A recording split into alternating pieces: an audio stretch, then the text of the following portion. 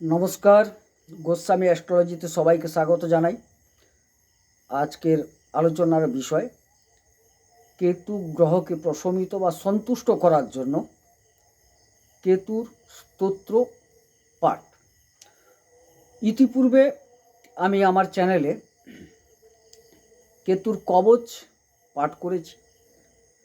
আজকে কেতুর স্তোত্র পাঠ করে আপনাদের শোনাবো এবং পরবর্তীকালে কেতুর অধিদেবী ধূমাবতীর কবচ এবং ধূমাবতী স্তোত্র ক্রমান্বয়ে পাঠ করব এবং সমস্ত গ্রহেরই আমি পাঠ করব এবং সমস্ত গ্রহের বীজ, বিবিধ প্রকার বীজ আছে, বীজ এক প্রকার নয়, কয়েক প্রকার বীজ আছে, সেই বীজগুলোকে আমি ক্রমান্বয়ে আপনাদের সামনে উপস্থাপিত করব। যাই হোক, আমার এই প্রয়াসটিকে আপাতত আপনারা যদি একটু স্বাগত জানান, আমি খুব কৃতার্থ হব। সেই জন্য আমার চ্যানেলটিকে অবশ্যই সাবস্ক্রাইব করুন। কোনো নয় কোনো সময় হয়তো আমার এই প্রয়াস আপনার কাজে লাগতে পারে। যেহেতু কেতু নিয়ে আজকে আলোচনাটা আমি করছি, কেতু সম্বন্ধে খুব সাধারণ একটু ধারণা দিয়ে দিই, তারপর আমি মূলত স্তোত্র পাঠটি করব।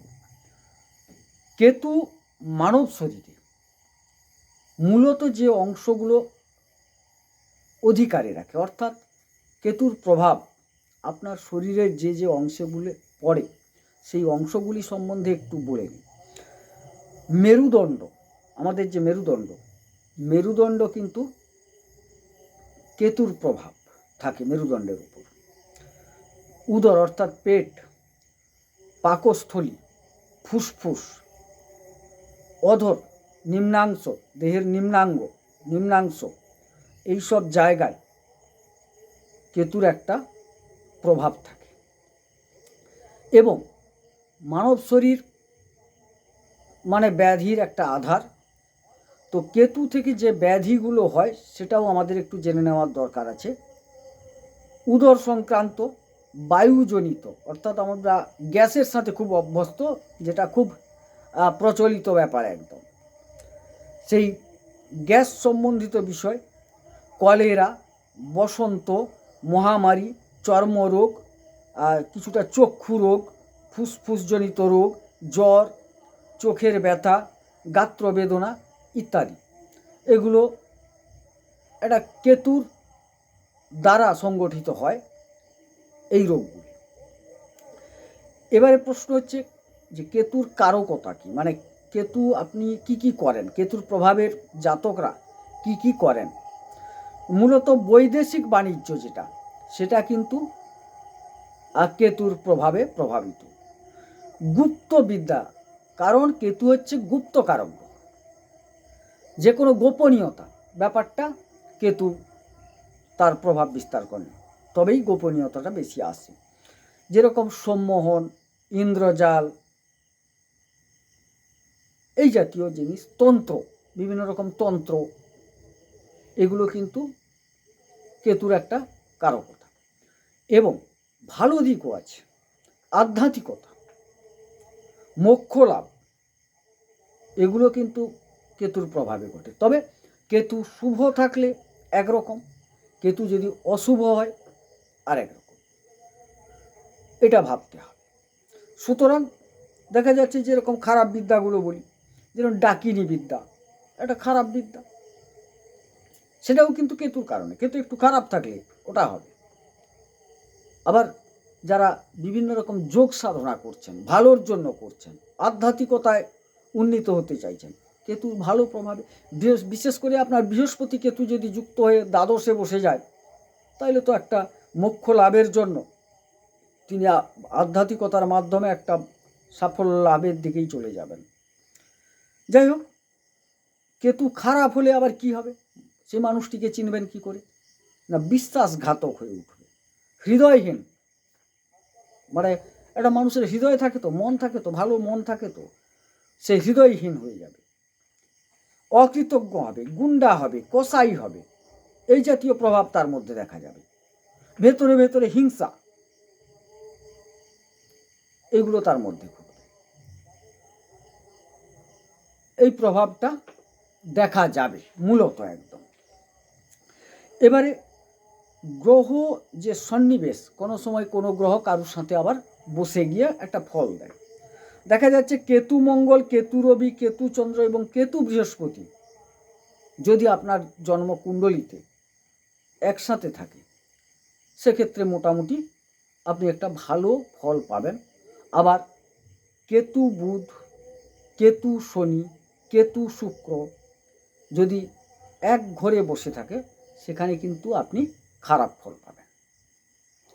আবার তৃতীয়, ষষ্ঠ এবং একাদশে কেতু থাকলে আপনার কিন্তু হৃষ্ট নাশ করে। আবার অন্যান্য জায়গাগুলোয় অশুভ ফল প্রদান করে। যাই হোক, একটা সংক্ষেপে আপনাদের সামনে বিষয়টিকে আমি তুলে ধরার চেষ্টা করলাম। তো আমার আলোচনার যে মূল বিষয়, যে আপনাদের যদি কেতু কেন, যে কোনো গ্রহগুলি খারাপ বা ভালো থাকতেই পারে, সেক্ষেত্রে যদি আপনি তার স্তোত্র, তার কবচ পাঠ করেন, ভালো গ্রহগুলি অবশ্যই আপনাকে আরও ভালো ফল দেবেন। আর খারাপ যে দুষ্ট গ্রহ, সেগুলি তার যে খারাপ ফলটি আপনাকে দিতেন, তিনি কিন্তু তার সেই খারাপ দেওয়ার প্রবণতাটাকে অনেকটা কমিয়ে দেবেন। সেখান থেকেও আপনি কিন্তু লাভবান হবেন। যাই হোক, আপনাদের কেতু সম্বন্ধে একটা ছোট্ট করে সাধারণ ধারণা দিলাম, কিন্তু আমার যেটা মূল উদ্দেশ্য আমার এই চ্যানেলের, সেটা হচ্ছে যে কিভাবে আপনি আপনার নিজের দ্বারা নিজেকে কাজে লাগিয়ে গ্রহগুলিকে সন্তুষ্ট করবেন এবং বা প্রশমিত করবেন। সেই জন্য আমি কবচ, স্তোত্র, বীজ ইত্যাদি পাঠের কথা বলি। বীজের ক্ষেত্রে বলি, আর বীজ পাঠের ক্ষেত্রে একটু দীক্ষিত হলে অনেক কার্যকরী হয়।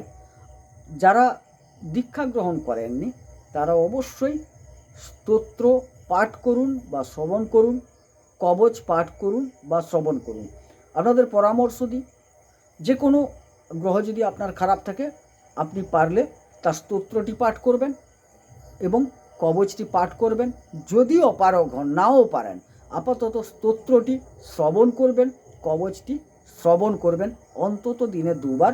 কারণ হরিনাম করলে যেরকম পুণ্য সঞ্চয় হয়, হরিনাম শ্রবণেও পুণ্য সঞ্চয় হয়। সেই জন্য আমি পরামর্শ দিই, অবশ্যই এই স্তোত্র এবং কবচ পারলে পাঠ করুন। যদি না পারেন, অবশ্যই নিয়মিত কমপক্ষে 2 বার শ্রবণ করুন। যাই হোক, আমি এখন স্তোত্রটি আপনাদের সামনে আমি পাঠ করে শোনাচ্ছি। অথ কেতু স্তোত্রম অস্য কেতুগ্রহ স্তোত্রস্য ধূমকেতুরেশির গায়ত্রী ছন্দ কেতুর্দেবতা কেতুগ্রহ শান্ত্যর্থং স্তব পাঠে বিনিয়োগঃ। ওং পলাল ধূম সংকাশং তারাগ্রহ বিমর্দকম রৌদ্রং রৌদ্রাত্মকং ক্রূরং তং কেতুং প্রণমাম্যহম।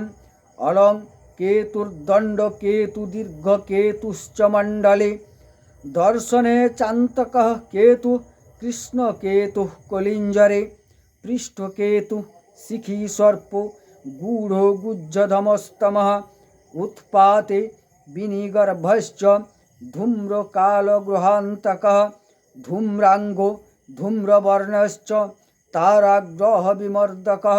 এতানি কেতুনামানি নিত্যং যো মানবঃ পঠেৎ ধনবান পুত্রবাংশ্চৈব সর্বপীড়া বিনাশয়েৎ। ইতি সরোদয়ে কেতুগ্রহ স্তোত্রং সম্পূর্ণম। ওং তৎসৎ, ওং তৎসৎ, ওং তৎসৎ।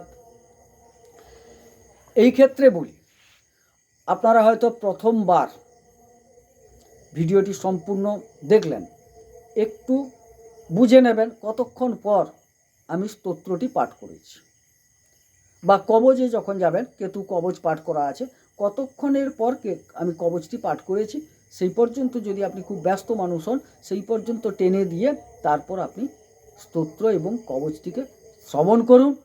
আমি আমার ধারণা থেকে বলছি, এই কবচ পাঠ বা শ্রবণ আপনি যদি করেন অবশ্যই গ্রহের প্রকোপ থেকে আপনি অনেকটা নিষ্কৃতি পাবেন এবং ভালো গ্রহের থেকে অনেক বেশি ফল লাভ করবেন। যাই হোক, সবাই সুস্থ থাকুন, সুন্দর থাকুন। আমার চ্যানেলটিকে সাবস্ক্রাইব করুন যাতে আমি একটু উৎসাহ পাই। আমি আরও নতুন নতুন কবচ, নতুন নতুন স্তোত্র আপনাদের সামনে উপস্থাপিত করার জন্য উৎসাহ পাই। পরবর্তী ক্ষেত্রে সমস্ত অধিদেবীর, গ্রহদের যে অধিদেবী, তাদেরও আমি কবচ, স্তোত্র, বীজ আপনাদের সামনে উপস্থাপিত করব। যাই হোক, সবাই সুস্থ থাকুন, সুন্দর থাকুন।